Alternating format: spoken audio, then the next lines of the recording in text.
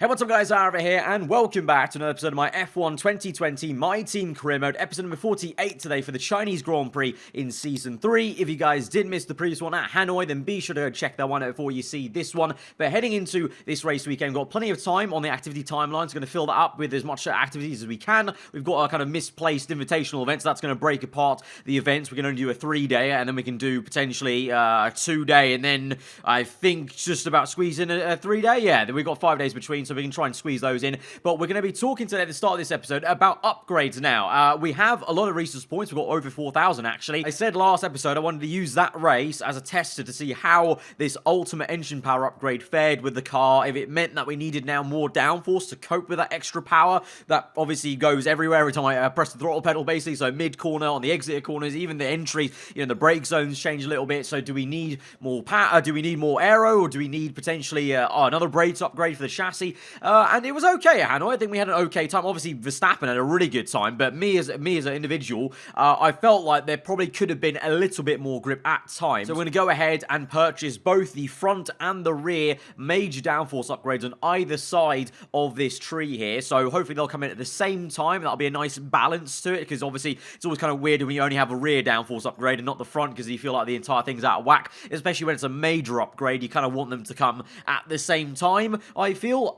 So we're going to go for those two, and hopefully that will kind of help us out a little bit and catch us up to Mercedes, who are still the leaders in aero actually as we've gone through the start of this season. So we need to catch them up a little bit in that kind of sense. But engine-wise, obviously we're the best, and it worked out really well for Verstappen. Obviously we had a bit more of a hectic Grand Prix than compared to Verstappen, so I think that affected things as well. But he still just did a fantastic job. So showing the car does have some good pace, but it's mega close. It seems like it's a bit of a 3-team fight at the moment. Ourselves, Ferrari, and Red Bull are just about there, I think. I mean, Red Bull, they've got on the podium consistently. They've just not got that race win yet. But we've only had 3 races. And obviously the race winners so far have been myself, Leclerc, and Verstappen. So there's still time. And also, in that case, we haven't even spoken about Mercedes. I mentioned them just then before the aero. But they're at the moment, they're not in this little fight, because they've had an absolute calamity of a season so far. Hamilton is yet to score any points whatsoever. They come to this weekend again with some upgrades as they did previously for the Bahrain Grand Prix. But obviously, that doesn't matter if they're still unreliable. Hamilton had an engine failure last time. That's what the issue was this time round.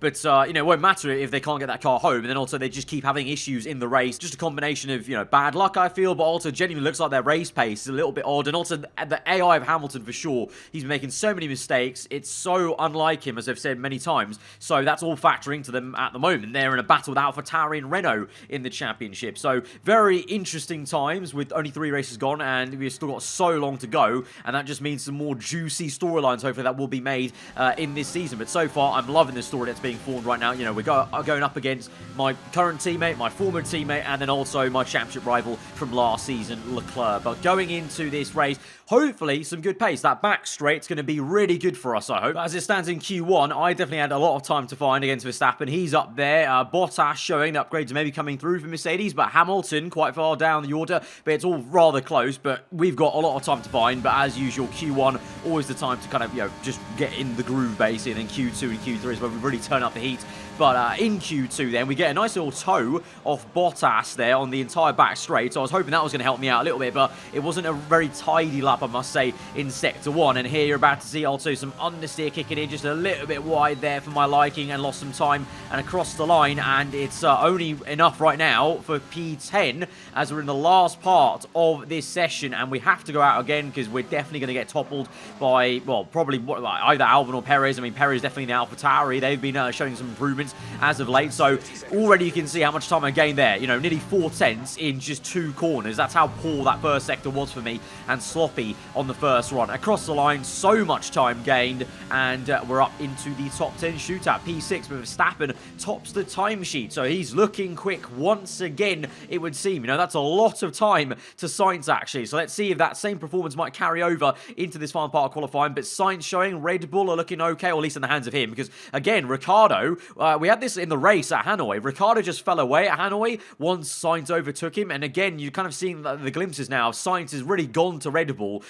and stepped into the actual shoes of Verstappen and become the team leader rather than Ricciardo being the lead man, it would seem. And the Ferraris look quick. Again, unsurprisingly, especially Leclerc, but De Vries also, he's been improving. So let's see how he goes. But here we are then on our first run in Q3 on a set of scrub tyres once again. So a little bit of worn rubber, and that's going to play into us spinning on the exit. They're trying to go on the power as early as we can. It's an easy mistake to make, but especially on tyres that are already worn. So that run was already done, basically, before it even started. So now this is my second flying lap. It's the end of the session, and this is it. I've only got this lap. I don't even know how good this lap is going to be because I've got no delta time on the top right to tell me, you know, how much better we're improving compared to the banker lap, which was going to be that first lap. So let's just see across the line, and I think that said P9. That is, yeah, P9. That is not very good at all, and it's going to be Leclerc that comes out of nowhere with the pole position. I mean, it was there, but obviously I really thought Verstappen was going to once again get pole because he looked so quick in Q2. But look, it's something just switched in Q3, and our car just got a little bit slower because Verstappen's down in P5 as well, you know. So even my P9 doesn't actually look that bad compared to Verstappen, because if he was on pole, I was hoping to at least be minimum P5, you'd say, you know, off the kind of pace I was showing compared to in Q2 and Q1. So maybe our car just lost some pace there for some reason as well, but you know, obviously I put the pressure on myself by only having one good run. Leclerc on pole, but behind him two very quick Red Bulls, it would seem. Sainz showed some good pace last time out at Hanoi, so let's see how that plays in. And then again, Hamilton struggling here. He's on just the row ahead of me in the Mercedes car, whereas his teammate Bottas is on the second row. So again, I'm going to keep an eye on Mercedes, and let's see how Hamilton progresses in this race. Can he finally get 1 point in this season to kickstart his season 3? Let's see. Let's go to the grid. It's time to find out which driver is up to the task of claiming the Chinese Grand Prix. We're here in Shanghai. Shanghai International Circuit then, a 16-corner high-speed thrill ride. The long and ever-tightening right-hander at turns 1 and 2 tests a driver's patience, and the flat, open to the elements location, tests their skill in a crosswind. 2 DRS zones will assist passing, and overtaking is available into turn 1 and of course down the kilometre-long back straight into the hairpin at turn 14. Anthony Davidson is alongside me as usual for the race today. Why don't we kick off by discussing Max Verstappen? That was a great win in the last race. Can they keep that momentum going this weekend? It's always nice to come into a Grand Prix weekend on a high, but your expectations are based much more on your practice and qualifying runs. So it's the momentum from those sessions that they'll be hoping to carry into the race today. With the race minutes away from starting, here's what today's grid rundown looks like. Charles Leclerc lines up on pole position, and talented Spaniard Carlos Sainz completes the front row. As we continue through the rest of the grid today, we have Ricciardo, Bottas, Max Verstappen and Norris, De Vries, Hamilton, the owner driver, and Sergio Perez, Kvyat, Albon, Nobuharu Matsushita, and Giovinazzi, Gasly, Magnussen, Jack Aitken, and Roman Grosjean, Russell, Ocon, Stroll. They've taken a grid penalty, and Nicholas Latifi. Now, it's almost time for lights out, so let's go down to the track. Right, we have a very interesting race ahead of us. The skies are dark and rain is on the way, and it's going to be a mixed race because we start off dry, but the rain could come quite early and it could actually go away then later by the end of it. So we're going to have probably a 2-stop race from dries to inters to dries again. I thought about trying some kind of crazy strategy where we pit early because obviously the soft tires only go about 4 or 5 laps here at this circuit, or at least they did in seasons 2 and 1. So I was thinking maybe, you know, could we fit in 2 sets of soft tires before the rain comes? But I just thought we'll just see how it goes, basically, because the weather forecast is not as accurate and like pinpoint as it used to be on the previous F1 games, which I guess is a good thing and a bad thing, but basically just don't know. The rain could come earlier or later, and let's just play it by ear, basically, on the circuit and just concentrate, first of all, of trying to just gain some places in the dry from P9, because when the rain comes, especially around China, I don't really fancy myself too much, especially in changeable conditions. It's going to be very tricky on traction through some of those long corners. So let's just hope for a clean race in the wet, damage limitation, and then when it gets back to dry, hopefully, to then just try and gun it and try and do the best job we can. But the car lost some pace into Q3, so let's hope that pace is kind of refound a little bit in the race. So with that, let's get into this then as we go to 5 red lights for round number 4 of Season 3 here at the Chinese Grand Prix, and we are underway, and it is a decent getaway for us compared to Hamilton. Again, has a sluggish start in his Mercedes car. We're down the inside of the Ferrari. De Vries, Verstappen ahead of us, battling Lando Norris going around the outside. We almost make some contact with Lando, and I think we actually made some contact with Verstappen on the left because we got boxed in as we get a warning for collision. Trying to go around the outside of Lando potentially. Doesn't work out. Instead, the Ferrari has actually jumped us. De Vries has got us. Fair play as we go a little bit wide on the exit as well, having to use plenty of ERS up into Rich Mix, make a big old dive down the inside to retake that spot. Almost smash Norris on the rear end there as everyone's really bunching up and concertinaing. At the moment, though, Leclerc in the lead, I can see on the minimap then, ahead of the 2 Red Bulls, still ahead of Bottas, and then Verstappen, of course, chasing. There was also some yellow flags there as we entered Sector 2. I don't know what that was about, but Hamilton has dropped down even further. We've got De Vries and Fiat behind me, so the Renault has jumped the Mercedes man. So he really is in a world of Spain without the S, essentially, this season, Hamilton, as we fly past Lando now, undercut him on the right. That was nice, decent downforce working, actually. Ironically, is saying that we're going to purchase some more upgrades for the downforce side. Actually, have plenty of grip compared to the McLaren car, at least, on that bend, a slingshot onto the back straight, and now into P6, and we try and chase after and pressurize Verstappen. Already tried to do it to the hairpin, but he actually went quite defensive, Verstappen's AI did, so always good to see the AI, acting a little bit more aggressive on the defense, because that's always something to improve upon game after game, and so good to see them moving off that line to defend. But at the moment then, Leclerc leads the way, as I said, 2 Red Bulls behind. Then you've got Bottas, Verstappen and myself. There's a bit of a train forming though, because Ricciardo again is looking really slow compared to Sainz, and he's the one bottlenecking us, because Sainz is sticking with Leclerc, and they're in their own little battle for first and second place, and Ricciardo here holding Bottas and Verstappen up. The rain is also now coming down already on lap number 3, so we could be pitting straight to Inters off this tyre. No need for another pit stop earlier as we make a massive error, and you saw Verstappen also had a rear end wobble, and pretty much what happened was I was too busy looking at Verstappen lose the rear end. I was so like, oh, we need to try and get him, so he tapped the throttle to try and overtake him, and I just got a tank slap on myself, because that's how treacherous it is right now. There's so much rain coming down, but by lap number 5, we're still not in for anything. For at this point, I would usually come in for a set of medium tyres if it was a full dry race, but because the rain's coming down, we need to long out this stint and come in at the right time. I honestly think it might be this lap or the next though, because it's getting very treacherous, but it's that kind of weird crossover where it's not quite wet enough just yet. But now my engineer, I think that's him just telling me that there's a change of strategy potentially on the way, and so we need to try and get past Verstappen ASAP as we go on the outside. Then he went defensive to the inside, but we use that to our advantage on the long way round, and we've got the jump on Verstappen. It is time to come in for Inters. There's a massive wobble for us as we almost deck our teammate there in the back. Oh, we hit Bottas! No! Oh my god! He's round! He's opposite in the pit lane! We've had an absolute calamity there! And Bottas has just crashed into the McLaren! And the Ferrari's hit the wall in the inside, and oh, the Renault! What's everyone doing? Perez is just driven into the pit wall! Perez is stuck! There's a massive train forming! What am I watching here? Perez, man! What are you doing? He's literally revving his engine as he spins his wheels into the wall. We've come in, double stack, and it's a nightmare! This is a calamity for Verstappen. Virtual safety car is out. I'm surprised the full one isn't out, because there's a massive blockade there.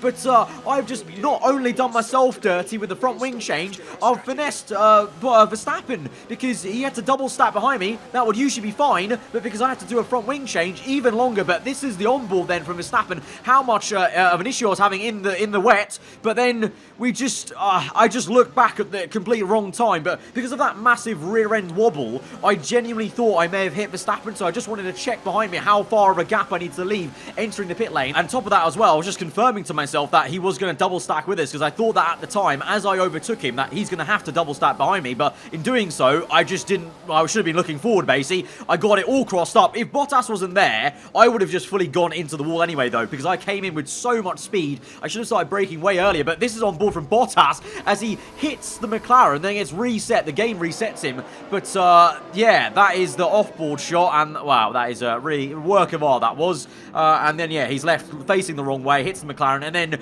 you guys saw live what happened with the pit lane. Perez drove into the pit wall, and he basically got stuck there. So that's why the virtual safety car came out. So we actually pit under the virtual safety car technically, because obviously it began as we made the pit stop. So we will get some advantage from that virtual safety car, and also all these guys, a lot of them, went out for one more lap. So there's a few people here that maybe get caught out, and one of them might be Daniel Ricciardo as we come through on the outside, and we're going to try and overtake Ricciardo. Yes, we can. We have done it. We're up into P3. I want to add also, before you ask, I haven't mentioned it. Yeah, no, I didn't get a penalty for that. I didn't get anything. Bottas didn't get anything for hitting the Ferrari, for hitting the McLaren either. So I don't know what's going on. In career mode, you can't turn off the rules, so I don't know what's gone on. I don't know why. I don't know if the FIA had a tea break when they were watching the replays here, or we've just been like nice or whatever. They like favour me. I don't know, but I've got no penalty for that. So we are legit in third place. Leclerc still leads this Grand Prix from Sainz, who's lost some time to Leclerc. He was only about 1 or 2 seconds behind the Ferrari man, but now Sainz is lagging behind. But let's see if the Red Bull can catch up in these conditions. But yeah, we are in P3. Ricciardo's now P4. De Vries. Then you've got a McLaren of Norris, and then I think it is a Renault of Kvyat. Yeah, Kvyat ahead of the Mercedes of Bottas. So to say Bottas was backwards, facing backwards in the pit lane entry, he's actually still in the points and kind of almost near to where he kind of was originally in the order. The only man who's really lost out is Verstappen. Like I said, he had to double stack. That alone was going to be bad, but he also had to then double stack with me having a front wing change. So I've really unfortunately ruined Verstappen's race by not, it wasn't my own fault. Well, it was my fault of crashing into Bottas, but I didn't mean to actually completely kind of ruin his entire opportunity of getting some decent points here today with the front wing change double stack. So he's got a lot of work to do. Hamilton also has got a lot of work to do. He's outside the points still. But the rain comes and goes, and on lap number 12, you can see having some major issues trying to slow the thing down for the hairpin, but it's time to now switch over back to the dry tyres. Even though there's a little bit of spray still coming off the tyres, it is dry enough now. So that was really a tiny shower, and for my race, that little bit of rain caused chaos, caused havoc with that crash with Bottas, which I really don't know why I didn't get a penalty. I was waiting for it to pop up on the screen, 5 seconds or whatever, or maybe even worse than that, I don't know. So honestly, in all that chaos, we actually gained positions and time. Like, we entered that pit lane, we entered that crash in what, P6, and we've come out of this entire thing in P3 for doing nothing. We essentially just made the pit stop, had a front wing change pit stop, but because it was under virtual safety car, that gained us so much time against all those other guys who also stayed out for one 2 lap much in the wet conditions on those dry tyres. So we've really finessed the bag this race. That's the best way I can honestly put it. So lap 22 then, doing my thing in P3. No one is near me, so I'm just doing my race, hoping to stay ahead of De Vries and Ricciardo. By the way, the Ferrari man actually jumped Ricciardo in the pit lane, but Ricciardo is going to come back at him later on. In the last 5 laps of this Grand Prix, Ricciardo overtakes him to get up into P4. Meanwhile, behind, Verstappen is closing up to Bottas, who's in turn also closing up to Daniel Kvyat. So let's see at the end of the race how that pans out. But here we are then, the race lead fight. And I said, in the wet conditions, the Red Bull lost some time. Sainz lost a good 5-6 seconds to Leclerc. He's reeled it back in, and he's now within 1 second. This is the 3rd last lap of the Grand Prix. We've not really had anything to do. I can't lie. Our race been pretty bland after that second round of pit stops. We were just doing our thing in P3, holding that position. But here goes some action for the race lead now. Sainz on the outside here, on the left. Will Leclerc hang him out to dry by pushing him wide. They're both on the medium tyres, so they both opted for a much more aggressive strategy on this dry stint compared to most of us on hard tyres. But Sainz down the inside, he's got it. The Red Bull man leads the Chinese Grand Prix going into the last 2 laps of this thing. So Leclerc's been leading the entire time, and Sainz has left it very late, but we may well just be on to a 4th different winner in 4 races in Season 3. Myself, Leclerc, Verstappen, and right now what I think we're watching is Sainz on his way towards that first race victory for his in the Red Bull team, of course. Good to see it, to be fair. It's nothing, I've got nothing against him. He was a great teammate, so I'm almost in a way happy to see him flourishing at Red Bull. As I said, it's a crazy story. Like, that's actually, this is mad. This completes the entire thing. Sainz wins the Chinese Grand Prix. That means I've won this season. My old teammate has won this season. My current teammate has won, and my championship rival has won. The story that is being formed here in the first 4 races of this season, it's biblical. It's honestly biblical scenes here. This is going to be a really fun season, I think. Like, we've come home in P3. How have we done? We crashed into Bottas in the pit lane. We come P3. How? Victory for the team from Milton Keynes then, after a quality performance. Tell me, Ant, how did they manage to achieve this win? I think that smart tyre management on track and very smooth driving definitely assisted in their victory today. That combination meant they got the absolute maximum out of their tyres at all times. The drivers are en route to the podium as we speak. What a fantastic win for the Red Bull team. They performed exceptionally today, keeping us firmly on the edge of our seats throughout the entirety of the race. Congratulations to everyone at the team.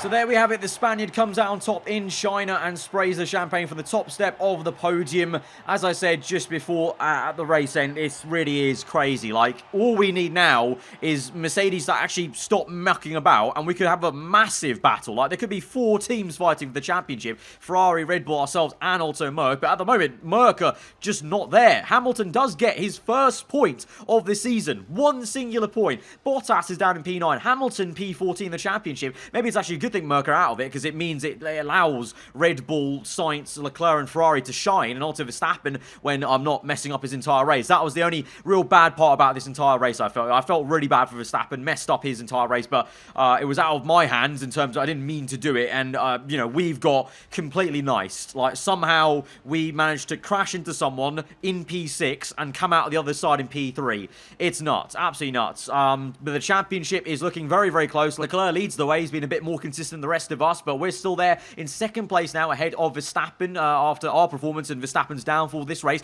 although he did come back through to overtake both Bottas and Kvyat, so he made a good recovery in this race that we just didn't see on the replay cameras. And Sainz, very nicely, number 55, has 55 points at the end of this episode. But yeah, that is really crazy. I really hope that this pattern continues. I really want to see this play out all season long. Hopefully you guys agree with me and you want to see that too. If you did enjoy this episode, then be sure to smash that like button. Let me know what you thought in the comments below. If you're only around here, then do get subscribed for weekly Formula 1 content. I've been aarava, and I'll see you guys next time. Goodbye.